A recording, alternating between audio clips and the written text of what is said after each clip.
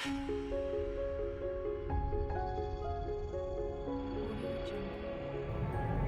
morning mga kaibigan. Yuhu! Batang Kalye ulit ano. Ang date ngayon ay October 29, bukas ang barangay election mga kaibigan. Kaya natutuwa tayo dahil dito sa EDSA no, galing ako ng Estrella, yun sa Shell nga nagpakarga ako. No.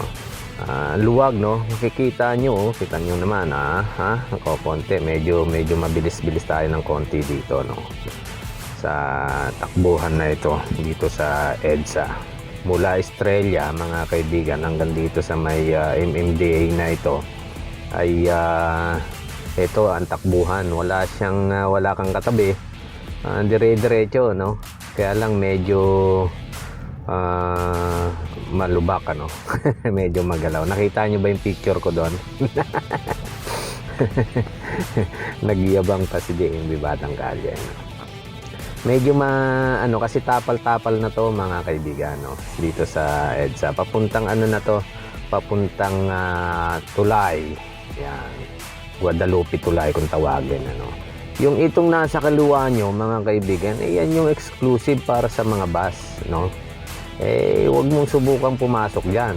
Yung nakikita nyo na yung kaliwa na yan, dahil pag nahuli ka medyo mahina-hina ang mo dyan.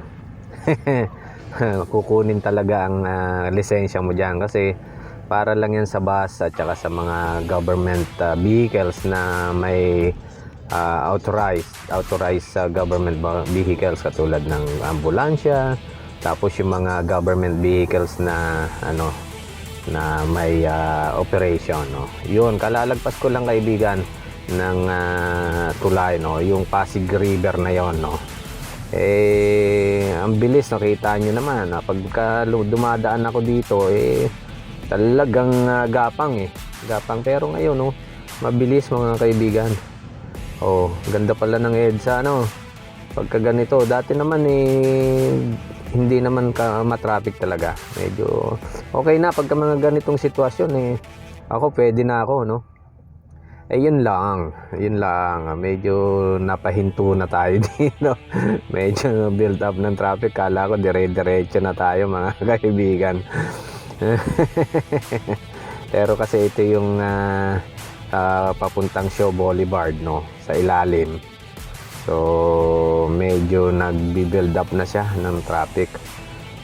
Pag nakakuha tayo ng tempo, kakanan tayo. Dito tayo sa kanan. Ito yung konting konting diskarte lang naman, no. Hindi tayo pwedeng sumunod doon sa traffic na yun, mga kaibigan. Kundi patay tayo diyan, no. At ito kahit na papaano dito sa kanan ay umuusog-usog ng konti, pero nata-traffic na no. Hindi pala dire-diretso. Siguro pagka mahal na araw, yun, dire-diretso ang takbuhan dito sa EDSA, no. Pero hindi sa ngayon, no. Kala ko, porque bukas ay barangay election na, dire-diretso na ang takbuhan. Nakita nyo naman kanina, di ba? Dire-diretso ang takbuhan. At least, naranasan natin yung takbong dire-diretso. Uy, excuse me, busog pa ako, no? Nabusog si DMB Batang Kalye. Well, mga kaibigan, salamat sa patuloy na panunood dito sa aking video. Sana huwag kayong magsasawa, no? Lalo na sa mga taga teamwork. Salamat, nagpapasalamat ako sa inyo. At patuloy niyo akong sinusuportahan sa teamwork na kinabibilangan natin. Salamat po mga kaibigan.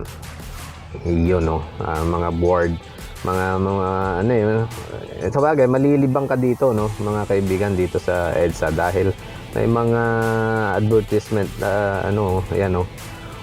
Ang lalaki ng TV no, mapapalingon ka talaga no. Mapapalingon ka talaga sa mga ano ba tawag diyan? Video board ba yan? Tawag diyan, ano yan? Pasensya na kayo, hindi ko alam yan kung anong tawag dyan. Basta alam ko malaking TV sexy ha. Linilibang ko na lang sarili ko mga kaibigan, sapagkat kung hindi mo lilibangin no? At kung nasa traffic ka, baka maboryong ka, no? So, sige, salamat mga kaibigan, no? Hanggang sa muli, DMB Batang Kalye. God bless. God bless you po. God bless you all. Salamat.